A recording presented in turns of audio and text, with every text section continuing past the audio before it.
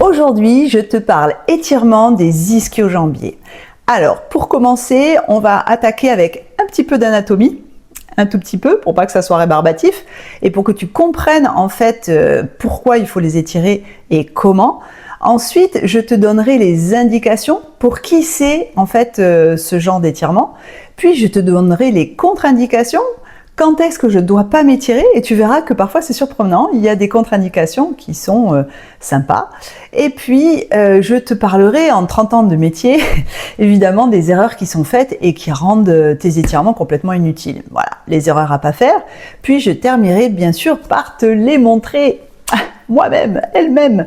Donc, je te montrerai ces étirements de façon globale, donc toute la loge postérieure de ta cuisse, et ensuite, je terminerai par des étirements spécifiques de chacun, en fait, des 3 muscles de la loge ischio-jambière, au cas où tu aies une lésion, en fait, d'un de ces muscles et qu'effectivement, tu veuilles le travailler. Je te dirai pourquoi, si tu as une lésion focale, une lésion assez précise d'un seul des groupes musculaires constituant les ischio-jambiers, pourquoi tu dois t'entretenir et le travailler de façon spécifique. Allez, let's go!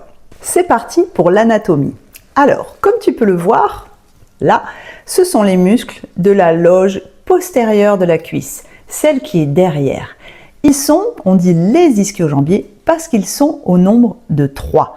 Le biceps fémoral, oui, tu as un biceps dans ta cuisse, le semi-tendineux et le semi-membraneux. Alors, ils s'insèrent tous les 3 sur la tubérosité ischiatique, c'est-à-dire le gros bourrelet osseux sur lequel normalement tu t'assois tout le temps si tu as une bonne posture. Quand tu mets tes mains sous les fesses, tu tombes vite dessus. Ensuite, ce qui les différencie, c'est que le biceps fémoral arrive sur la tête de la fibula, anciennement nommée péroné, et le semi-tendineux arrive sur la partie supérieure et interne, dite médiale maintenant, du tibia, et le semi-membraneux arrive sur la partie aussi proximale, c'est-à-dire proche du genou, interne du tibia, et elle s'accroche aussi sur une partie d'un tendon qui est dit poplité, c'est-à-dire derrière le genou, et une partie du fémur. Tout ça, ce sont des petits détails importants qui vont te permettre de les étirer de façon sélective et donc de mieux les travailler. Ils ont plusieurs fonctions. Ils sont fléchisseurs du genou. Je te laisse travailler. Au niveau de la hanche, ils sont extenseurs de la hanche et ils sont rétroverseurs du bassin. Alors ça c'est important, tout ça, rétroversion, c'est-à-dire que tu amènes ton pubis en avant. Je te répète, ils sont fléchisseurs du genou, extenseurs de hanche et rétroverseurs. À retenir pour plus tard, j'interroge, je relève les copies. Alors dis donc, pourquoi tu t'étirerais les ischio-jambiers? Il y a un nombre de bénéfices qui sont incroyables. Par exemple, si tu as des lombalgies, comme je t'ai dit, ils sont rétroverseurs du bassin, tu vois, toutes les personnes qui sont un petit peu lordosées, elles ont souvent des ischio-jambiers assez raides. Donc si ton kiné ou ton ostéopathe t'a dit ça serait bien que tu t'étires, fais-le. Peut-être de libérer un peu ton bassin, ça va leur faire du bien. De plus, si tu es jeune et que tu es en pleine adolescence, en pleine croissance, souvent, tes muscles ischio-jambiers ont du mal, comme ils sont très fibreux, il n'y a pas beaucoup de corps charnus, ils ont du mal à suivre la croissance de tes os. Souvent, avant 15 ans, il y a une croissance des jambes, surtout actuellement, les enfants sont de plus en plus grands, la croissance des os de la jambe sont vraiment très très rapides et les muscles ont du mal à suivre. Donc c'est bien en fait d'étirer ces muscles-là pour que tu évites les blessures et les complications en tout genre, voire souvent les maux de dos. Souvent, ce sont des jeunes que je vois en ostéopathie qui souffrent de problèmes de dos. De plus, peut-être lors de ta pratique sportive ou dans ta vie, tu t'es fait une blessure au niveau de ces muscles. Donc ça peut être une micro-déchirure, c'est-à-dire une élongation, une déchirure, donc plusieurs groupes musculaires ou carrément un claquage. Alors, en accord avec ton thérapeute, qu'il soit kiné, ostéopathe ou de ton médecin sportif, tu vas petit à petit reprendre une activité et puis recréer du mouvement dans ces fibres pour que, même s'il reste un petit tissu cicatriciel, pour éviter la récurrence de ces blessures, il faut que tu recrées les espaces de glissement. Parce que potentiellement, comme tu viens de te blesser, tu as cette cicatrice qui crée un ralentissement des ponts fibreux entre les fibres musculaires qui coulissent. Je te mets le schéma. Des myofibrilles, en fait, ce sont un ensemble de fuseaux comme ça qui sont toujours dans d'autres aponevroses et encore d'autres aponevroses. Je te mets le schéma qui fait que tout ça, ça a tendance, avec les déchets de sang, la cicatrisation, à ne pas coulisser et puis créer potentiellement une zone fragile. Donc toi, avec l'étirement, ça va te permettre de recréer le glissement dans cette zone que tu as abîmée. Ça, c'est important que tu le saches. Tu peux aussi avoir besoin d'étirement de ta chaîne postérieure parce que tu souffres d'aponevrosite plantaire ou pourquoi pas de tendinite, par exemple d'Achille, de ton tendon du pied. Si tu détends tes ischio-jambiers, tu vas détendre la tension que tu as sur l'aponévrose que tu as sous ton pied ou ton tendon d'Achille. Quand tu as une inflammation à ce niveau-là, le fait de faire coulisser un petit peu mieux en deçà ou en dessus, tu vas soulager la zone en souffrance. Tu sais, je te dis toujours que ton corps, tout est lié et qu'il n'y a pas des structures anatomiques comme ça empilées comme des livres. Tout est en lien. Donc, si tu détends un petit peu plus haut, tu donnes du mou en bas. Donc là, l'étirement des ischio-jambiers, c'est judicieux et peut-être que ton thérapeute te le fait déjà. Mais tu peux en complément de tes soins en faire. Et assez sédentaire. Si tu as un métier en fait où tu es tout le temps en position assise, ta chaîne postérieure est tout le temps en position raccourcie. Donc c'est bien de l'allonger aussi bien pour la santé de ton pied, de ton genou, de tes hanches, de ton bassin et de tes lombaires, même de tout ton rachis.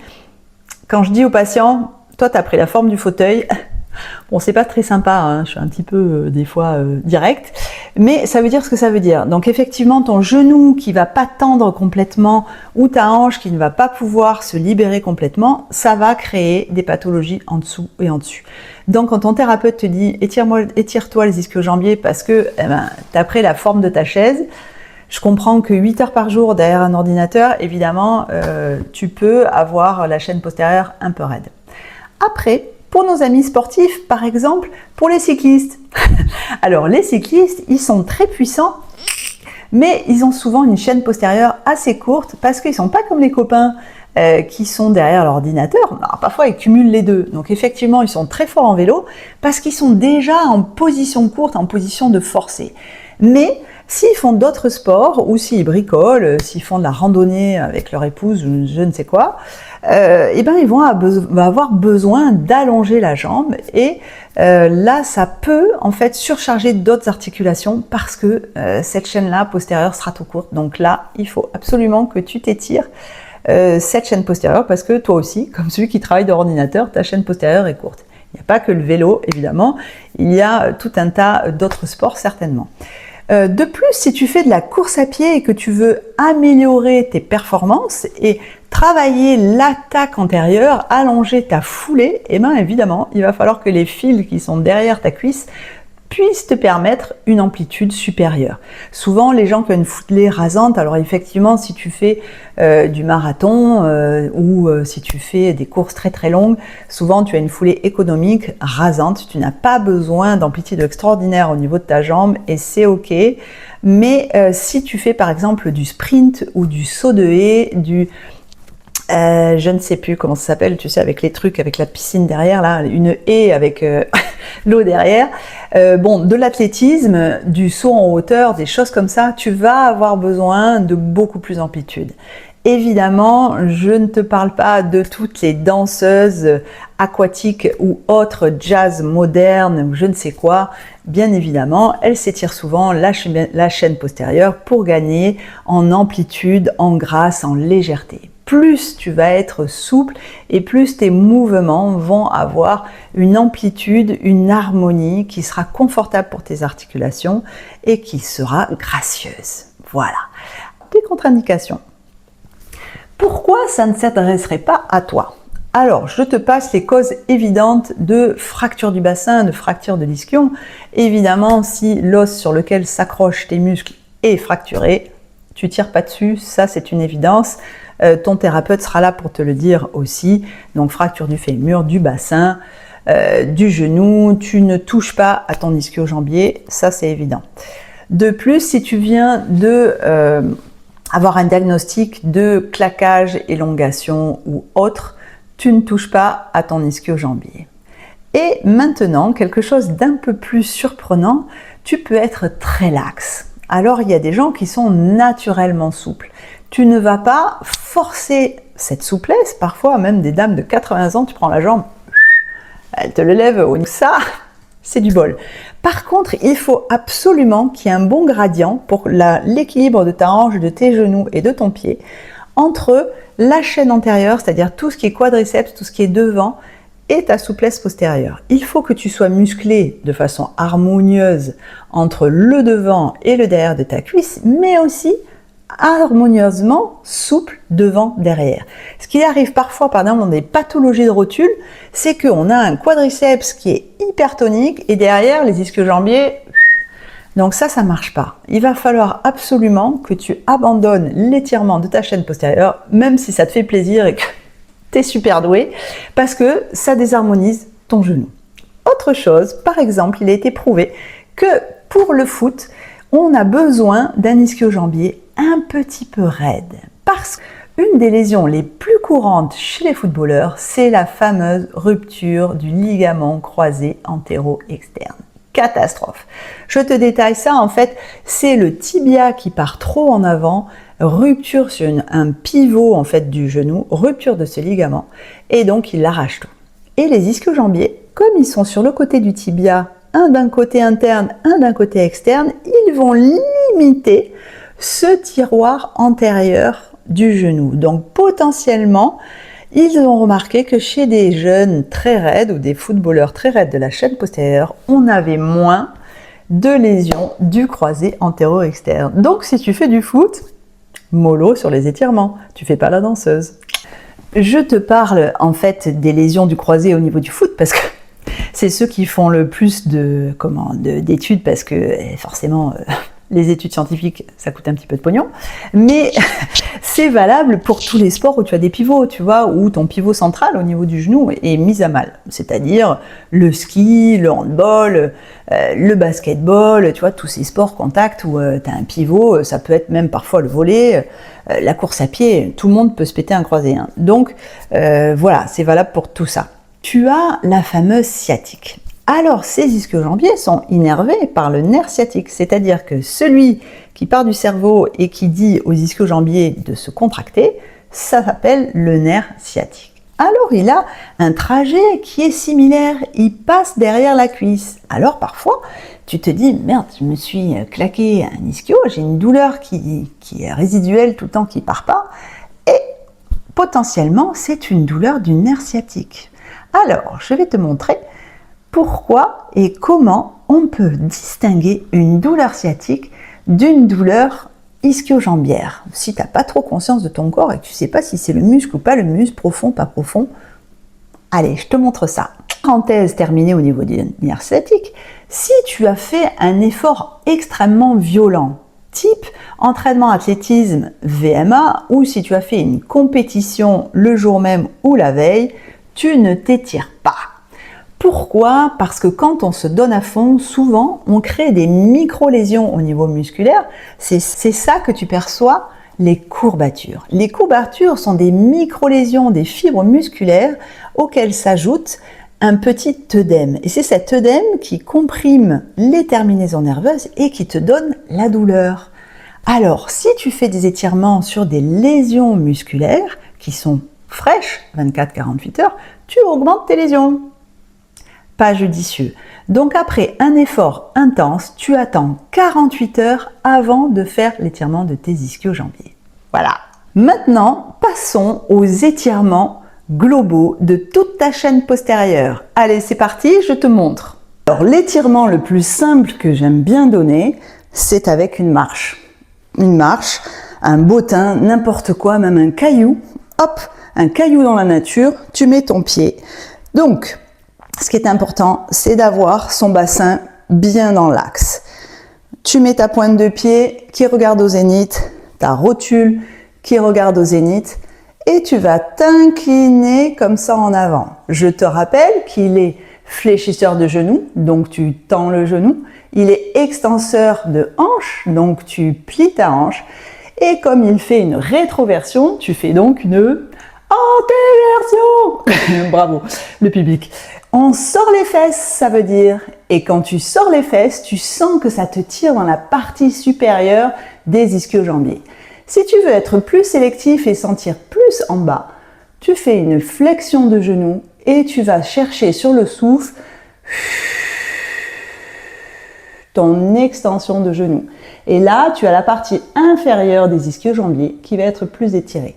Tu fais bien attention de mettre en tension ta partie inférieure aussi en tirant tes pointes de pied vers toi. On répète, toujours accompagné de ton souffle, bien sûr. Hop, tu vas te pencher en avant. Tu sors les fesses derrière, pas de dos rond. On creuse, on tire les fesses derrière comme si tu voulais écarter là. Tu tends ton genou, tu peux mettre tes mains pour appuyer. Sadomaso, bonjour. Donc tu appuies et tu souffles. Ça, c'est mon préféré. Je n'ose pas dire de temps aux gens parce que je veux que tu ressentes ce que tu fais. Il faut, tu vois, quand tu es en tension, tu mets en tension, ça tire, je souffle. Je souffle. Et là, ça vient lâcher, tu vois, les fils musculaires qui s'ouvrent. Ça me tire, c'est ok. Je relâche, je souffle. Ça me tire. Ça commence à me faire mal, je relâche. Je n'aime pas, tu le sais, donner de temps. J'aime que tu ressentes ce que tu fais. Just feel it, ok? Tu le ressens. Te lo siento dans le muscle, dans les musculos. Donc, quand tu tends comme ça, tu souffles, ce qui est tolérable pour toi. Tu souffles, ça gagne. Tu souffles, ça gagne. Tu souffles, ça gagne. Tu souffles, ça gagne. Ah, ça commence à tirer fort, je maintiens, je peux maintenir. Je relâche et je souffle. Voilà les modalités. Et pendant le temps de repos de ta jambe droite, par exemple, tu fais la jambe gauche. C'est pratique, non? Et tu fais au ressenti. C'est ça que je préfère. Alors, je vais te donner un autre exercice. Si tu as un caillou à peu près stable et que tu as, par exemple, en randonnée, un sac à dos un peu lourd, si tu es stable, bien sûr, hein, Odette et compagnie, les plus de 90 ans, faites pas ça. Alors, si on veut étirer toute la chaîne postérieure, on se relâche avec un poids bien lourd et on se laisse aller sur le souffle, toujours les pieds bien parallèles et à un moment donné, tu essayes de sortir les fesses. Ok, et tu relâches. Alors, évidemment, tu fais ça si tu es relativement souple. Parce que si déjà tu es au taquet là, c'est pas la peine de rajouter vraiment un poids, tu vois. Donc, avec ton poids, ça te permet d'aller un peu plus loin. Tu lâches bien ta tête et à chaque souffle, tu essayes de gagner. Et quand même, comme tu as fait une grosse mise en tension, tu t'appuies sur ton poids, tu plies tes genoux, donc tu coupes la tension et tu remontes vertèbre après vertèbre, sans ton poids. Alors celui-là, c'est attention, hein. Tu regardes bien les modalités avant de le faire pour pas te faire mal au dos. Je te rappelle qu'un poids comme ça se lève avec les quadriceps, avec les fessiers, hein. Pas avec les petits bras. On va pas te péter une épaule pour faire mon exercice, hein. C'est vraiment le truc pour les gens qui veulent aller au-delà et tirer un petit peu plus de façon bilatérale sur la chaîne postérieure. Le classique, on met les pointes de pied vers le ciel, pas de rotation. Hop, on met ses mains sur ses genoux et on va venir faire glisser les mains tout en sortant les fesses derrière. Ça se voit pas beaucoup chez moi, mais tu essayes de sortir les fesses. Pas de dos rond. Je te rappelle que si tu fais ça, tu rapproches les insertions. Donc tu cherches à éloigner les insertions de ton muscle. Donc tu sors les fesses derrière, tu sors les fesses et tu souffles. Tu tires tes pointes de pied. Et là, tu verras qu'on a vraiment une partie basse qui est étirée. Donc, tu peux fléchir, tu sors tes fesses, tu te prépares et tu vas vers l'extension. Et tu souffles. Là, tu verras que tu as la partie basse de tes ischio-jambiers. Maintenant, si tu veux sélectionner un petit peu plus la partie haute, tu pars d'une rétroversion de bassin et tu vas sortir les fesses tout en gardant tes genoux tendus. Si tu veux être un peu plus sélectif, tu mets ton genou derrière, tu gardes toujours ta hanche bien dans l'axe et tu vas souffler en sortant tes fesses. Attention de ne pas enrouler. Ce que je t'ai dit, c'est que si tu enroules trop ton tronc, tu fais un étirement de tes spinaux et pas de ton ischio-jambier. Alors, tu sors tes fesses derrière, tu gardes ton dos droit et tu souffles. Tu verras que plus tu essaies de sortir, tu essaies bien sûr, hein, pour ceux qui ne peuvent pas, tu essaies de creuser ton dos, tu verras que tu as une tension qui est plus haute. Tu fléchis ton genou et là tu vas chercher la partie basse et musculaire, c'est-à-dire la partie basse de ton biceps fémoral et de tes demi-tendineux, demi-membraneux. Allez, on y va, on souffle, tu peux rajouter un appui au-dessus de ta rotule. Ne va pas te fracasser la rotule, hein. T'appuies au-dessus et tu peux, si tu peux, tirer sur ta pointe de pied. Et tu sors les fesses. Tu vois, on a vite fait d'enrouler le dos, hein, c'est réflexe. Alors, on souffle et on tire. Tu peux mettre tes mains là pour t'aider à creuser ton dos. Comme tu peux, là, ou te tenir le pied, selon ton niveau. Maintenant que tu es assis, tu peux faire un étirement bilatéral. Hop, au mur. Attention, pied propre. Hein. Tu mets tes deux pieds là et tu vas à la fois étirer ton dos et toute ta chaîne postérieure. Tu peux mettre tes mains en rotation externe et tu vas me faire un double menton. Un double menton. Tu souffles et tu tires tes pointes de pied. Tu fais glisser sans trop salir ton mur. Tu fais glisser tes genoux. Et tu viens chercher une extension de genoux. Tu verras que là, ça étire beaucoup. Mets tes fesses par terre. Tu plies tes genoux. Et tu retends. Tu fais ton double menton et tu essayes de plaquer ton nombril contre le sol. Avec ton expiration forcée, tu engages tes abdominaux. Et là, comme tu souffles et que tu es dans cette position, tu ne vas pas pouvoir antéverser, donc tu vas sur latéral des ischio-jambiers. Tu viens te placer dans l'entrebâillement de ta porte, le pubis bien collé au chambranle de porte. On met une jambe en l'air, voilà, ton pied bien flex, ton menton rentré, et pareil, tu viens faire une flexion de genou et tu vas chercher à plaquer ton genou contre le mur. Sur le souffle. Tu fais bien attention de garder ta hanche contralatérale tendue. Tu la mets pas comme ça. Tu la mets en tension. Et allez, tu plies le genou, double menton, on vient pas exagérer les courbures là, et on souffle, on souffle, on souffle, on souffle, et on tire la pointe de pied. Si tu le fais bien, c'est puissant. Tu peux rajouter une sangle sur ton avant-pied, une serviette par exemple, ou une ceinture, et venir forcer ta flexion. Alors, voici les 4 erreurs que je vois le plus souvent lorsque je vois des gens s'étirer ou qui me montrent leurs étirements.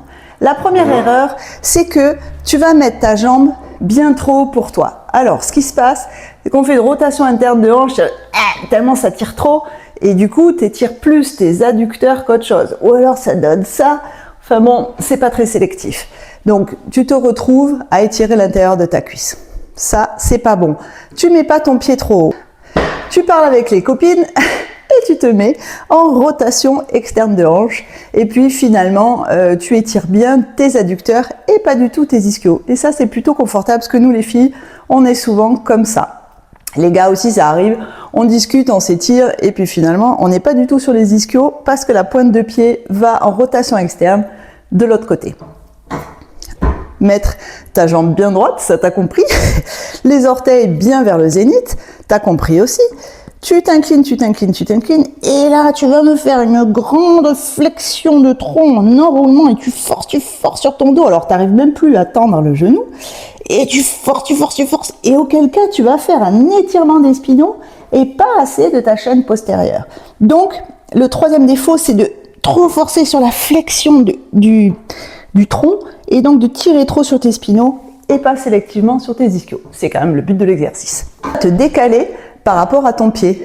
Donc là, tu vas me faire une jolie, comme les danseuses, une jolie abduction de hanche, et là, un étirement des adducteurs. Il faut, je te rappelle, que ton bassin soit bien en face de ton pied, c'est-à-dire les deux pieds fermés, les orteils vers le zénith, et là, tu t'inclines en avant, sur un support qui peut être bien plus bas que celui-là, si jamais tu n'as pas la souplesse. Je te rappelle, le petit marchepied, ça potentiellement c'est un support que tu peux avoir chez toi.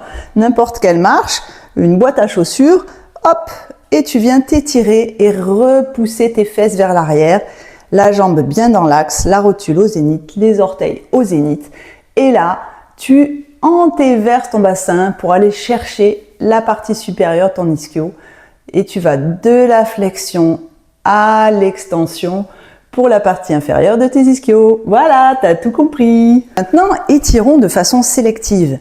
Imaginons que tu as une blessure, par exemple, du biceps fémoral dans sa partie inférieure. Donc, tu as fait une échographie et le médecin échographe t'a dit il y a cette lésion. Donc, tu vas mettre ton pied en position flex, ton bassin bien dans l'axe, et tu vas faire une rotation interne de hanche. Tu tournes ta rotule vers l'intérieur de ton corps, ton pied vers l'intérieur. Et tu vas sentir, quand tu vas creuser le dos, que ta tension est plus externe. Si c'est la partie haute de ton biceps fémoral, tu creuses un peu plus tes fesses. Si c'est la partie basse, tu viens travailler en flexion vers l'extension de genou. Tu as compris ça maintenant? Je te montre de profil.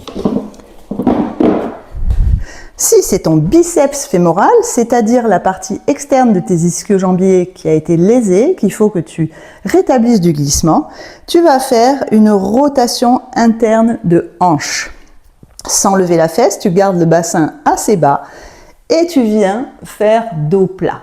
Si c'est la partie basse, tu viens travailler de la flexion à l'extension de genou. Si c'est la partie haute de ton muscle, tu viens chercher à antéverser un maximum. Sur le souffle, bien sûr. De la même manière, le semi-membraneux ou le semi-tendineux qui ont été lésés, tu as une preuve échographique. Ton échographe t'a dit, ou pourquoi pas à l'IRM, que c'est une lésion qui est spécifique du semi-membraneux ou du semi-tendineux. Tu vas, dans cette position, aller chercher la... Et je t'invite à être à l'écoute de tes sensations. Là, ça tire. Tu sentiras quand tu es dessus. Donc, quand tu veux la partie haute, tu creuses ton dos, tu sors les fesses avec cette rotation externe de hanche, toujours avec ton pied flex.